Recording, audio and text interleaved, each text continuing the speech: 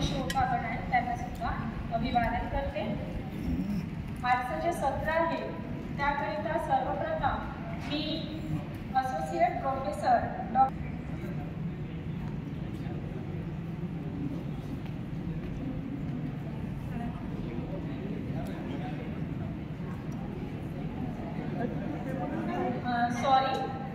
सर्वप्रथम मी माननीय डॉक्टर मोहन वानखेडे सरांच्या स्वागताकरता डॉक्टर बडोले मॅडम यांना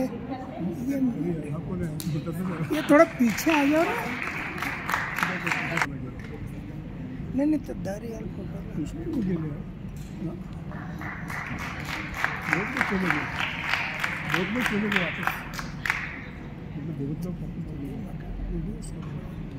माननीय डॉक्टर कल्पना मून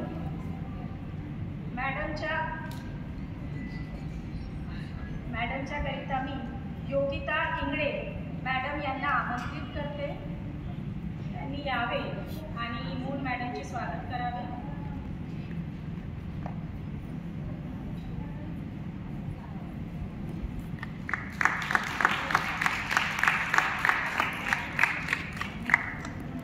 प्रोफेसर लालदेव नंदेश्वर सरांच्या स्वागताकरिता मी रोमा मॅडमला आमंत्रित करते. प्रोफेसर लालचंद नंदेश्वर वकील पण आहे. प्रोफेसर म्हणजे 25 वर्षाचा जो असतो HODला प्रोफेसर म्हणतात. 25 वर्षाचा मला अनुभव आहे तो.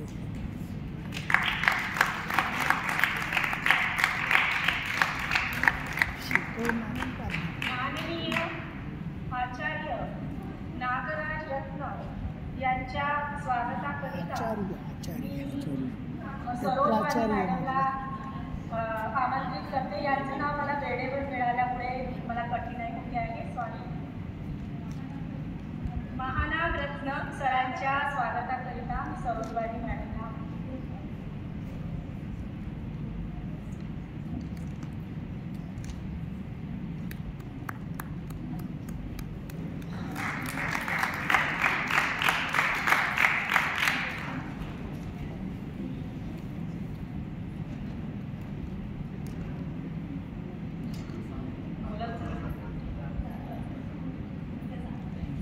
सर्वप्रथम मी associate professor doctor Mohan Wankhede sir, doctor Ambedkar महाविद्यालय दीक्षाभूमी नागपूर सर या सरांना मी इथे आमंत्रित करते की त्यांनी यावे आणि आपले मत व्यक्त करावे.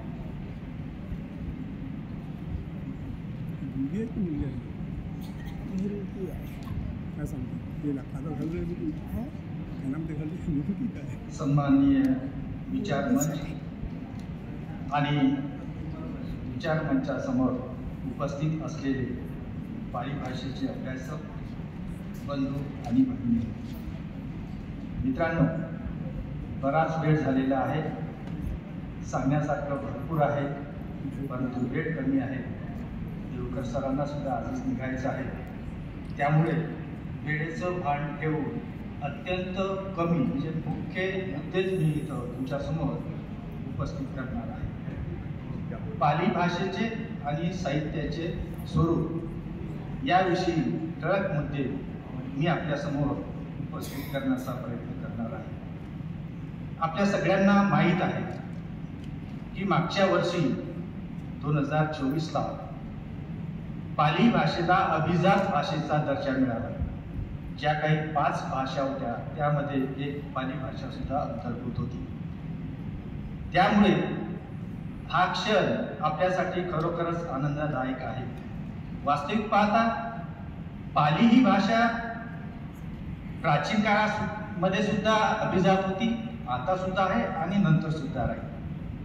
परंतु शासकीय दृष्टीनं या पाली भाषेला जो हा अभिजात भाषेचा दर्जा मिळाला, त्यामुळे पाली भाषेच्या संवर्धनासाठी आणि विकासासाठी हे गोष्ट निश्चितच महत्त्वाची आहे. आणि म्हणून या निर्णयाबद्दल भारत सरकारचे मनपूर्वक अभिनंदन आपण केले पाहिजे, त्यांचे आभार मानले पाहिजे. आणि हे आभार मानित असतानाच यासोबत पाली संवर्धन संबंधी ज्या अनेक वर्षापासूनच्या आपल्या मागण्या आहेत त्या सुद्धा जर पूर्ण केल्या गेल्या तर हा आनंद द्विगुणित होईल. आणि त्या मागण्या म्हणजे राज्यघटनेच्या शेड्यूल 8 मध्ये पाली भाषेचा समावेश होणं, UPSCच्या परीक्षेमध्ये पुन्हा पाली भाषा सुरू होणं, पाली विद्यापीठाची स्थापना करणं, पाली हा विषय KG to PG सर्व शाळा, महाविद्यालय, विद्यापीठामध्ये सुरू होणं, पाली त्रिपिटकाचे भाषांतर सर्व भारतीय भाषांमध्ये होणं, धम्मलिपीचे शिक्षण अभ्यासक्रमात समाविष्ट करणे जेणेकरून विद्यार्थी सम्राट अशोकाचे शिलालेख अभ्यासू शकतील. पाली भाषेला अभिजात भाषेचा दर्जा मिळाल्यामुळे आता पाली भाषेचा विकासाचा मार्ग हा मोकळा झालेला आहे. इतर अभिजात भाषाप्रमाणेच आता पाली भाषेच्या संवर्धनासाठी सुद्धा केंद्र सरकारकडून मोठ्या प्रमाणात सहायता मिळू शकते. पाली भाषा अधिक समृद्ध होण्यासाठी केंद्र सरकारकडून कोट्यावधी रुपयाचे अनुदान आता आपल्याला मिळू शकते. पाली भाषेमधील प्राचीन ग्रंथांचा अनुवाद केला जाऊ शकतो. पाली भाषा संस्थान उभारले जाऊ शकते.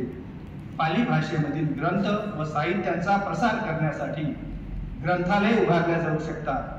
पाली भाषेच्या संवर्धनात योगदान देणाऱ्या 2 व्यक्तींना दरवर्षी राष्ट्रीय पुरस्कार दिला जाईल.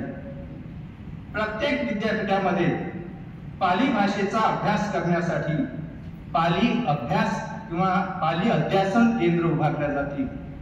भारतातील सर्व 450 विद्यापीठांमध्ये पाली भाषा शिकण्याची व्यवस्था होईल आणि त्यामुळे पाली भाषेला जो अभिजात भाषेचा दर्जा मिळालेला आहे त्या दृष्टीनं अत्यंत महत्त्वाचा आहे.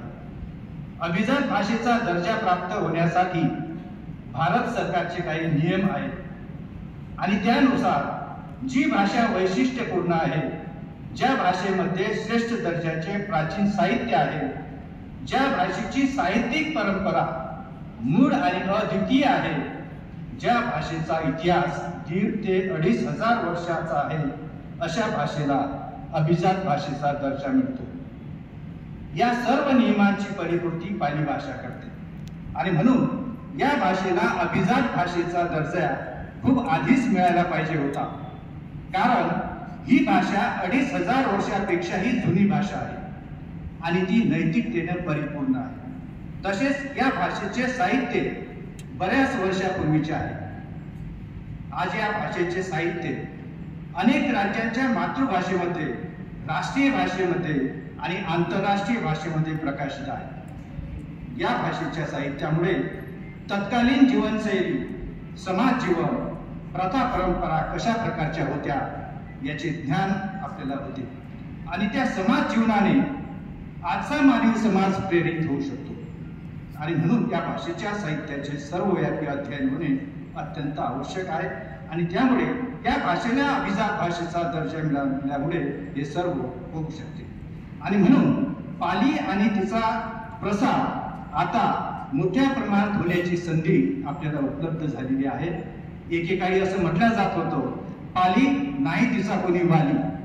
परंतु आता ही जी काही पूर्व परंपरागत रीतीने रूढ झालेली म्हण आहे, ही म्हण सुद्धा आपण इतिहास जमा करू शकतो.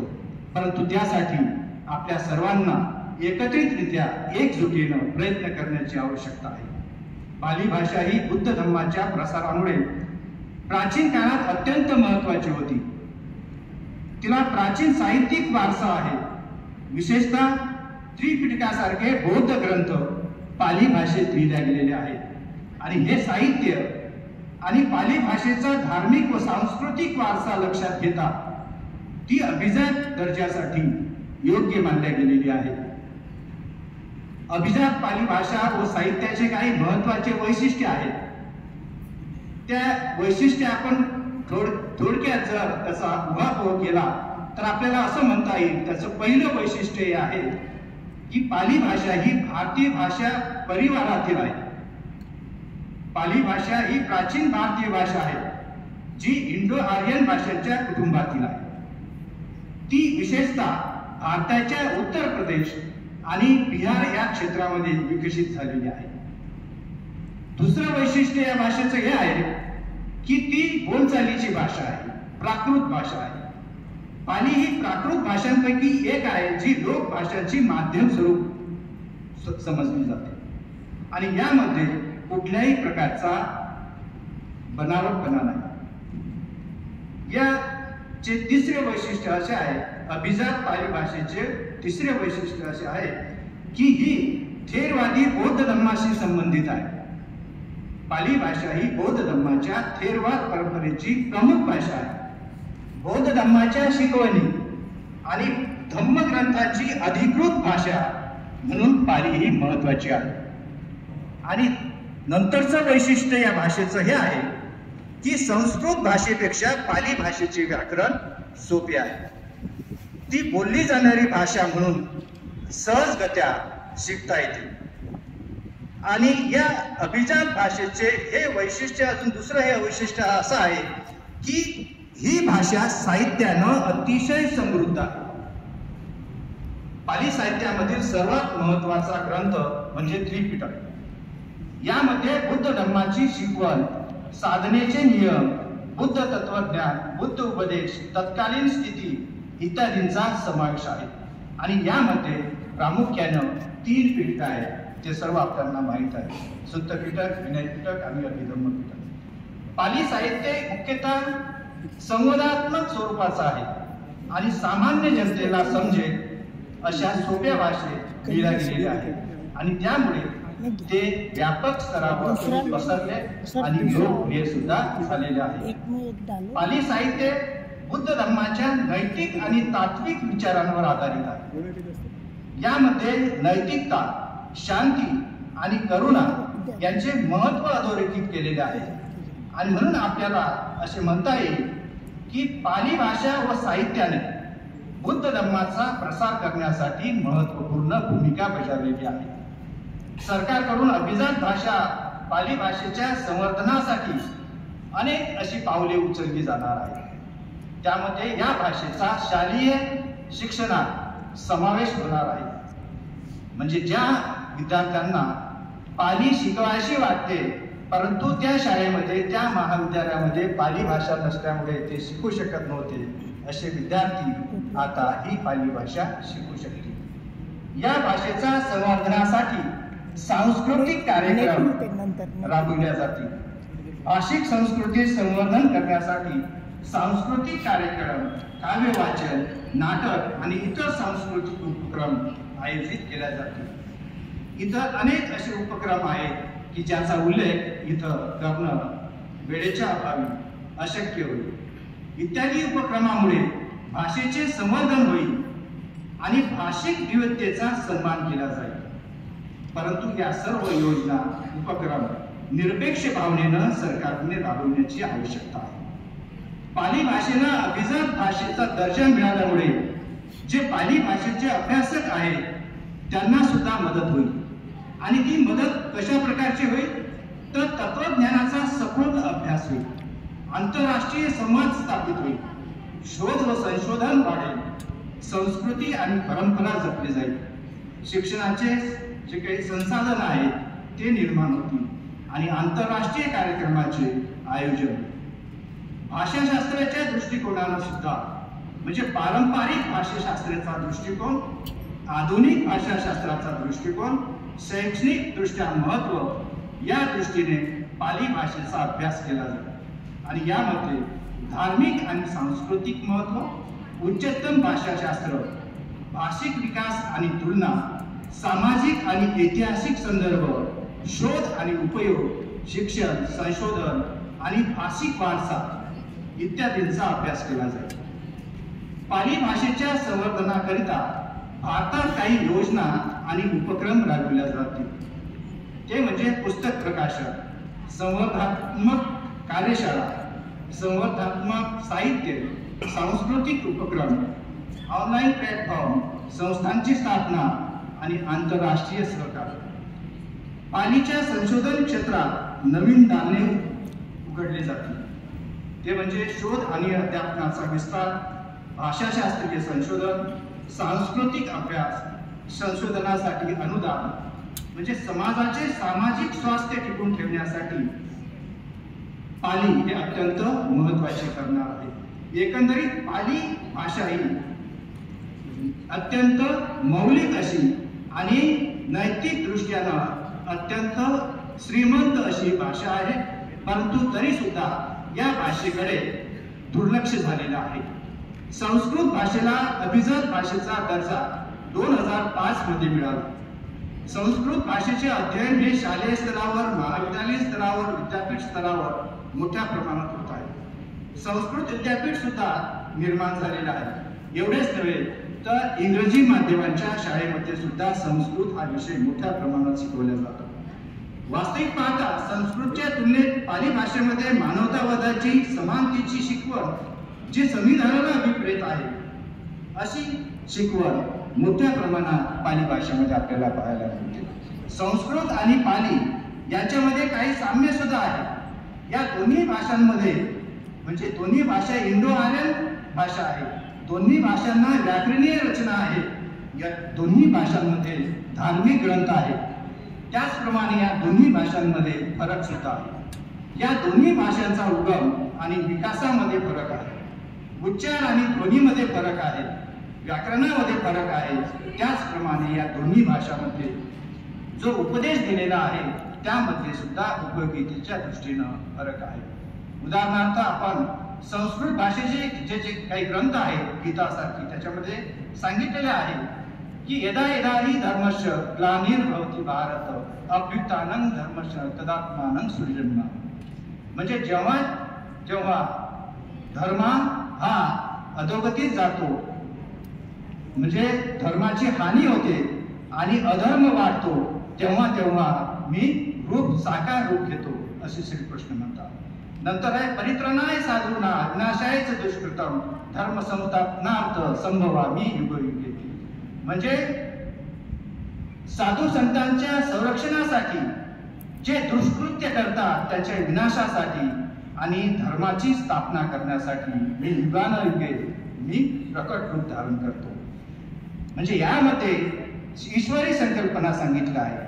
मीच तुमच्यासाठी सर्व काही करेल, तुम्हाला काही करण्याची आवश्यकता नाही. परंतु तथागत भगवान बुद्ध म्हणतात की अत्तही अत्तनो नाथो कोही नाथो परोसिया अत्तनाव सुगंधेन नाथन लभती दुर्लभम. मनुष्य स्वतःचा स्वामी आहे. त्याचा दुसरा कोणीही मालक होऊ शकत नाही. त्यानं जर स्वतःला संयमित केलं तर तो दुर्लभ अशा यशाला प्राप्त करू शकतो. इथं तथागत भगवान बुद्धांनी ईश्वरवादाचं खंडन केलेलं आहे. म्हणजे तुम्हाला जर तुमची प्रगती करायची असेल तर तुम्ही स्वतःच करू शकता. दुसरी कोणतीही ईश्वरी शक्ती ती तुमची प्रगती करून देऊ शकत नाही. म्हणजे सांगण्याचं तात्पर्य असं आहे की या दोन्ही भाषेमध्ये फरक जर आपण जाणून घेतला तर पाली भाषा ही सर्वांगीण दृष्टीने सरस ठरते, उपयोगी ठरते. आणि म्हणून पाली भाषेला अभिजात भाषेचा दर्जा मिळाल्यामुळे शासन प्रशासनाने निरपेक्ष बुद्धीनं पाहून या भाषेचा खऱ्या अर्थाने संवर्धन कसे करता येईल या दृष्टीनं प्रयत्न करायला पाहिजे. समाजामध्ये सुद्धा आता मोठ्या प्रमाणात जनजागृती होत आहे. आणि म्हणून असे म्हणता येईल की 1954 मध्ये रंगून येथे झालेल्या जागतिक बौद्ध परिषदेमध्ये बाबासाहेब म्हणाले होते की भारतीय बोधिवृक्षाचे पाने आता सुकलेली आहेत, परंतु जेव्हा त्याला पाणी दिलं जाईल तेव्हा ते पुन्हा हिरवेगार होऊन बहरेल. बाबासाहेबांच्या या म्हणण्यानुसार पाली विषयी सुद्धा आपल्या असे म्हणता येईल की आज जरी पाली भाषा ही बोलचालची भाषा नसली तरी ती आपल्या सर्वांच्या प्रयत्नांनी ती पुन्हा बोलचालची भाषा होईल. फक्त त्यासाठी आपल्याला प्रयत्न करण्याची आवश्यकता आहे. तसे प्रयत्न आपण करूया आणि पाली भाषेला तिचे गतवैभव पुन्हा प्राप्त करून देऊया अशी शुभेच्छा व्यक्त करतो आणि इथेच थांबतो. धन्यवाद. जय हिंद. जय. यांना डॉक्टर दोहाने मॅडम यांना आमंत्रित करते की त्यांनी इथे यावे. Thank you madam. जगाला शांतीचा संदेश देणारे महाकारुणिक तथागत गौतम बुद्ध, परमपूज्य डॉक्टर बाबासाहेब आंबेडकर यांना त्रिवार वंदन. विचार. माझा आजचा विषय आहे पाली भाषेचे अभिजातपण टिकवण्यासाठी आम्हास काय करता येईल? 3 ऑक्टोबर 2024 मध्ये सरकारने पाली भाषेला अभिजात भाषेचा दर्जा बहाल केला. त्या दिवसापासून आपली पाली भाषा अभिजात झाली. पाली भाषेचे अभिजातपण टिकवण्यासाठी विविध स्तरावरती प्रयत्न करणे आवश्यक आहे. शिक्षण, साहित्य, तंत्रज्ञान, संस्कृती आणि शासन या सर्व क्षेत्रामध्ये पाली भाषेला महत्त्व दिले पाहिजे. लोकांच्या मनात आपल्या भाषेबद्दल आदर आणि प्रेम निर्माण होईल असे उपक्रम राबविले गेले पाहिजेत. पाली भाषा ही केवळ समाजाची भाषा नसून ती एक समृद्धी, सांस्कृतिक आणि बौद्धिक वारसा आहे. हे सर्वांनी लक्षात ठेवणे महत्त्वाचे आहे. पाली भाषेचे अभिजातपण टिकविणे ही केवळ सरकारची जबाबदारी नसून ती सर्व पाली जाणकार समाजाची, शैक्षणिक संस्थांची, साहित्यिक, लेखकांची, संशोधकांची आणि सर्वसामान्य नागरिकांची या सर्वांचीच आहे. या सर्वांनी एकत्रितपणे केलेल्या प्रयत्नांनीच पाली भाषेचे अभिजातपण टिकविणे शक्य होईल.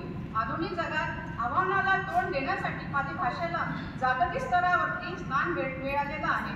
पाली भाषेचा वारसा पुढच्या पिढीपर्यंत पोहोचण्यासाठी आणि तिच्या जिवंतपणाचे जतन करण्यासाठी सर्वांनी एकत्रितपणे योगदान दिले पाहिजे.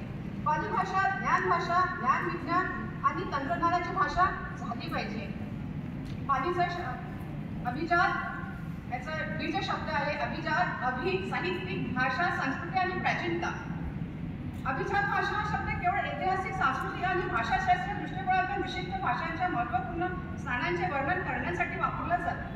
कोणत्याही भाषेला अभिजात भाषा म्हणून मान्यता मिळण्यासाठी ती भाषा केवळ तिच्या ऐतिहासिक महत्त्वामुळे नव्हे तर तिच्या साहित्यिक, सांस्कृतिक आणि सामाजिक प्रभावामुळे ही विशेष स्थान प्राप्त करते.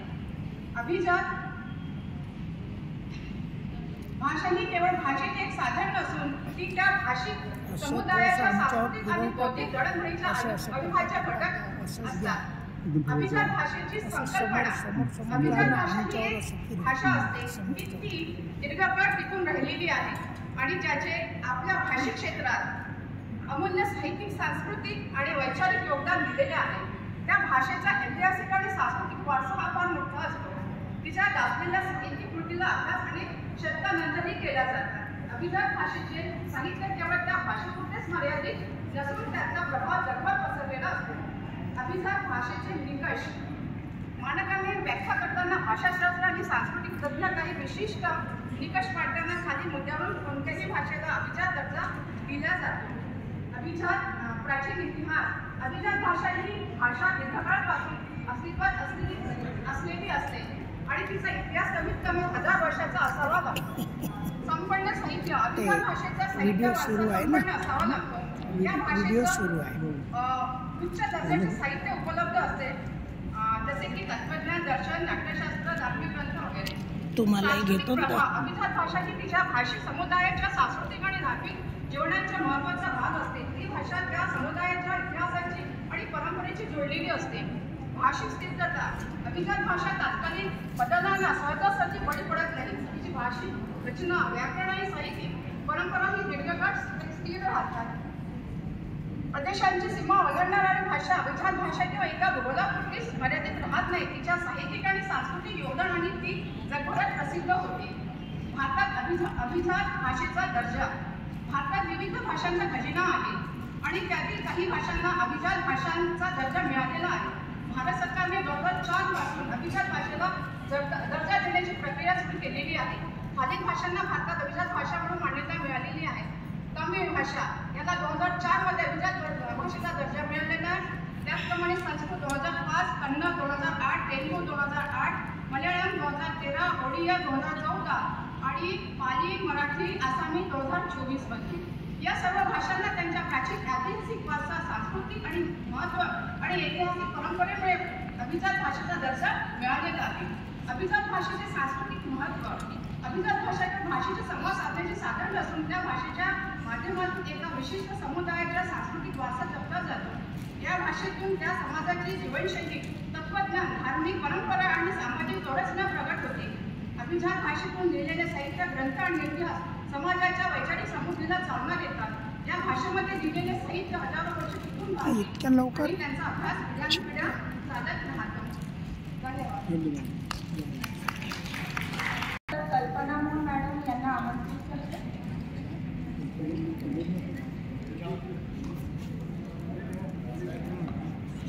मी वाचून दाखवणार नाही आहे, मी फक्त काय लिहिलं याचा सार सांगणार आहे.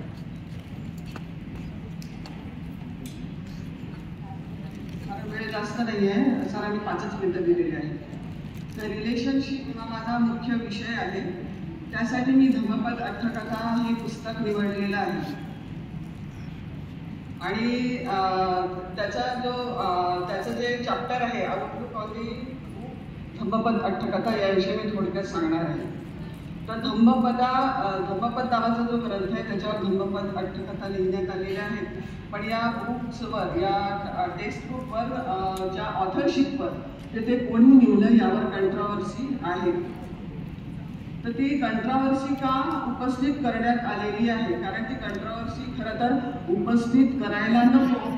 कारण धम्मपद अट्टकथेच्या पाठीमागे जो कोलोफॉन असतो त्या कोलोफॉनमध्ये स्पष्टपणे नमूद केलेलं आहे की याचे लेखक आचार्य बुद्धघोष आहेत. पण तरीही यावर विवाद उठवला जातो. त्याचप्रमाणे चूळगंधवंश, तुम्हाला माहीत असेल, पाली लिटरेचरचे जे विद्यार्थी आहेत त्यांना चूळगंधवंश हा ग्रंथ माहीत आहे. आणि चूळगंधवंशामध्ये कोणते कोणते ग्रंथ नमूद केलेले आहेत आणि त्याच्यानंतर त्याचे ऑथर्स पण तिथे नमूद केलेले आहेत. तर त्या चूळगंधवंश सुद्धा सांगतो की धम्मपद अट्टकथा हे आचार्य बुद्धघोषांनी लिहिलेली आहे. परंतु यावर कंट्रोवर्सी कशी तयार करण्यात आलेली आहे? तर BC लॉ म्हणतात की हा आचार्य बुद्धघोषांनी नाही लिहिला, तर हा चूळ बुद्धघोषांनी लिहिला. पण त्यावर मात्र ते पुरावे सादर करत नाही. दुसरं म्हणजे E.W. बर्लिंगहॅम नावाचे लेखक आहेत.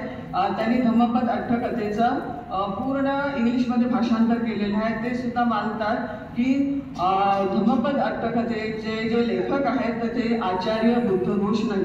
आता या हे बुक कसं आहे धम्मपद, तर आपल्याला माहीत आहे, पण ह्या बुकावर फारसं लक्ष जात नाही विद्यार्थ्यांचं. तर मी इथे सांगते की या बुकामध्ये, या पुस्तकामध्ये काय आहे. तर यामध्ये काही कथा आहेत. तर त्या सारीपुट्ट थेरवथू जी नावाच्या कथा आहेत तर त्याच्या 7 आहेत. सारीपुट्ट थेरवथू नावाच्या 7 कथा आहेत. आणि या एक कथेमध्ये तुम्ही पाहाल तर सारीपुट्ट ब्राह्मण होते हे आपल्याला माहीत आहे. आणि त्याचे जे नातलग आहेत, सारीपुट्ट स्थविरांचे जे नातलग आहेत ते सारीपुट्ट स्थविरांना भदंत म्हणून संबोधतात, परंतु बुद्धांना मात्र भो गौतम असं संबोधतात. त्यामुळे आपण इथे पाहू शकतो की ब्राह्मणाचा प्रभाव किती प्रबळ होता त्यावेळेस आणि आता पण.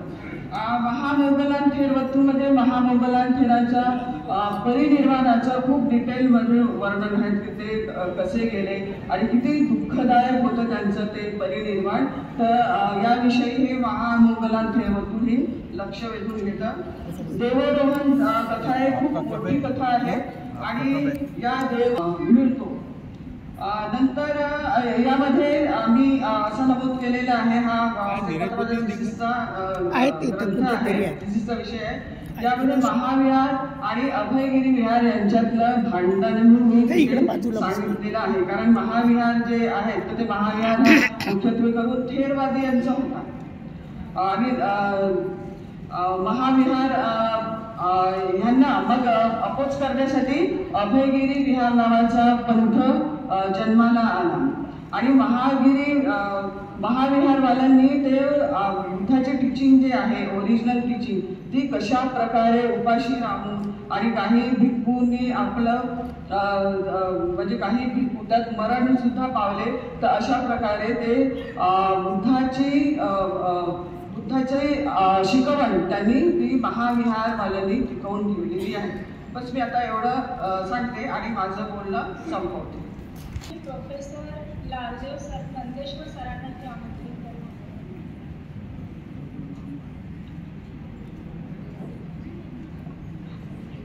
Good afternoon, all of you.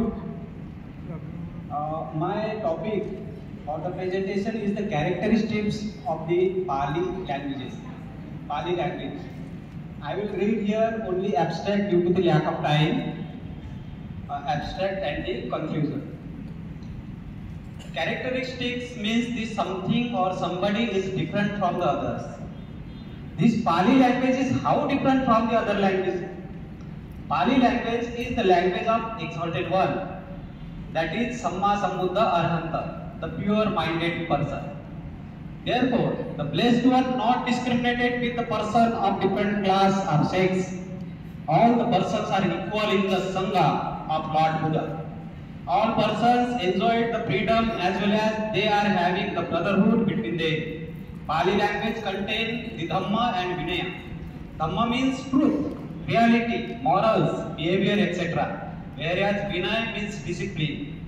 There is no spare for the superstition and foolishness. Also, Pali language contains the reality of life and its relation with the society. That is how the people at large living happily in the society.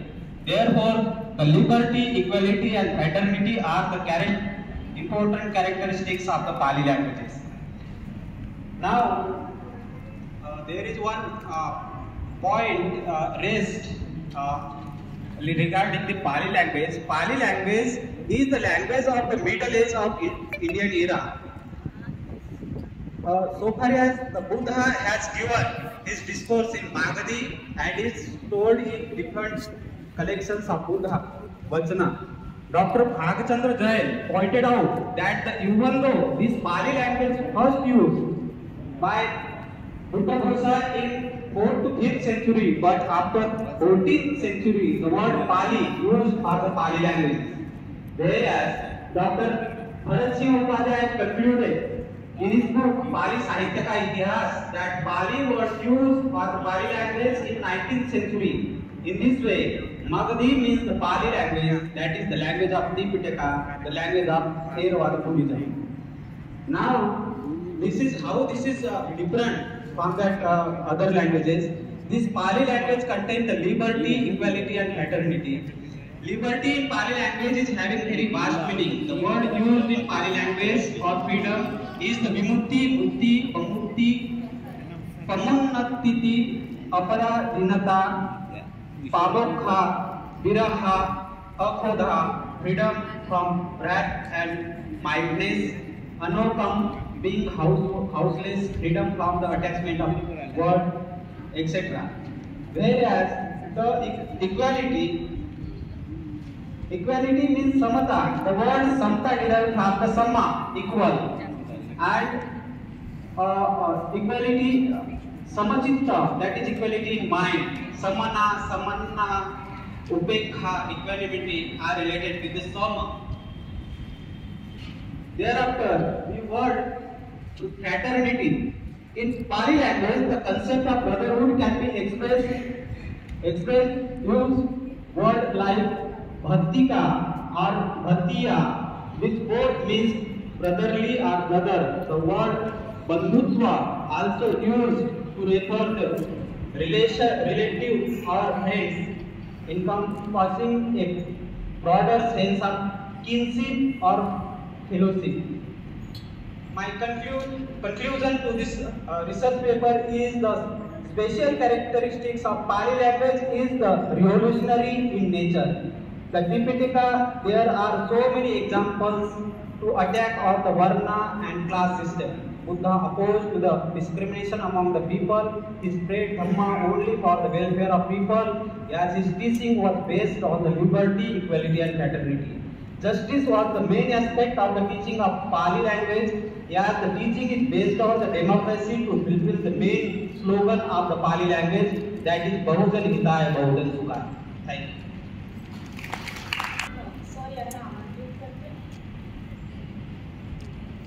दूर होते म्हणून मी ते त्या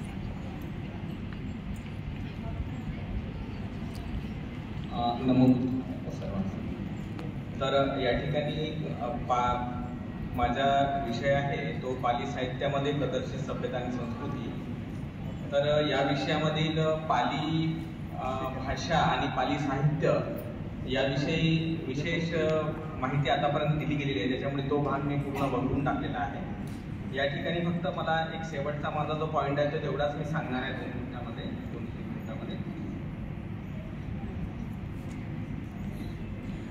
तर संस्कृती ही वास्तविक पाहता अन्न, वस्त्र, निवारा अशा अनेक गोष्टींशी संबंधित असते मानवी संबंधांमध्ये. तर आपण पाहतो की बुद्धांच्या पूर्वी जी संस्कृती होती तर त्या संस्कृतीच्या संदर्भात बाबासाहेबांनी जे काही विषय दिले तेवढेच मी फक्त वाचून दाखवतो या ठिकाणी. प्राचीन भारतातील क्रांती आणि प्रतिक्रांती या ग्रंथाच्या 8व्या प्रकरणामध्ये खालील मुद्दे दिले आहेत. 1. प्राण्यांचा बळी देणारे यज्ञ केले जात असत. प्रत्येक यज्ञ प्रसंगी ब्राह्मणांना दक्षिणा दिली जात असत. 2. लैंगिक अनैतिकता आर्य समाजात मोठ्या प्रमाणात प्रचलित असून स्त्रियांचे स्थान एखाद्या भोगवस्तू समान मानले जात होते. 3. मद्यपान व मादक पदार्थांच्या सेवनाला समाज मान्य समजले जात होते. 4. क्षत्रिय आणि ब्राह्मणांमध्ये वर्चस्वाची लढाई होत असे आणि आदर्श समाज व्यवस्था म्हणून 4 वर्णाचे विभाजन केले गेले होते. 5. पक्कूस, चांडाळ इत्यादी निम्न जातींना समाजात फारशी प्रतिष्ठा नव्हती. 6. जुगार आणि नृत्य खेळण्याला राजे प्रतिष्ठित समजत असत. आणि 7. अनेक प्रकारच्या दुष्टील वागण्या बोलण्याशी व आजीविकेशी संबंधित बाबींचे प्रचलन होते. हे म्हणजे बुद्धपूर्व समाज व्यवस्था अशा प्रकारची संस्कृती त्यांनी रचना केला. तर भगवान तथागतांनी जो धर्म प्रस्थापित केला तर भगवान या संपूर्ण मुद्द्यांना खोडून काढलं, अनेक समाज परिवर्तन निर्माण केलं. तर त्यामध्ये आपण अनेक असे विषय पाहतो. त्यामध्ये आपण पाहतो की भगवान तथागतांनी जसं सलायन सुत्त असेल, वासिष्ठ सुत्त असेल तर यामध्ये सांगितलं न ज्याच्या वसलो होती